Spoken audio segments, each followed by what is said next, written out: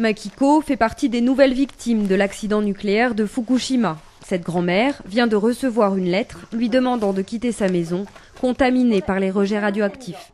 Cette évacuation n'est pas obligatoire, mais fortement recommandée. Elle s'apprête donc à partir pour le bien de son petit-fils. Il s'appelle Kohei. Il a 15 ans. Si j'ai décidé de partir, c'est parce que je ne veux pas qu'il lui arrive quelque chose dans 10 ou 20 ans, comme un cancer de la thyroïde.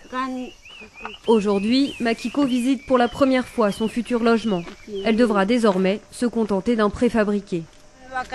Je ne sais pas quand je vais pouvoir rentrer chez moi. Mais nous, les gens du Tohoku, sommes connus pour notre patience. Des mois après l'accident de Fukushima, les évacuations se poursuivent et une question brûle les lèvres des personnes concernées. Pourquoi arrive-t-elle si tard ? Je ne sais pas exactement pourquoi, mais il faut du temps pour faire des mesures de radioactivité. Tout le monde est en colère contre moi, parce que ces nouvelles évacuations arrivent très tard. Mais c'est le ministère des Sciences qui décide. Les vents et les reliefs ont dessiné une carte aléatoire de la radioactivité.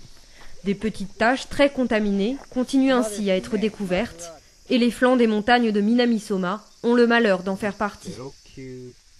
Ici, la radioactivité est très élevée. C'est l'un des points les plus contaminés de la ville.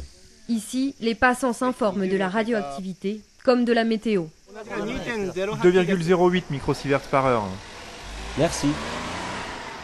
Mais ces niveaux de radioactivité n'effraient pas tout le monde. Watanabe, un restaurateur de Minamisoma, nous emmène voir une autre famille censée évacuer, mais qui n'est pas du tout pressée de partir. Les jeunes sont presque tous partis, mais les personnes âgées sont restées.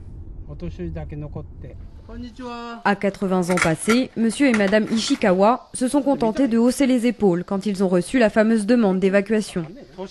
Il faut entre 20 et 30 ans pour voir les effets des radiations.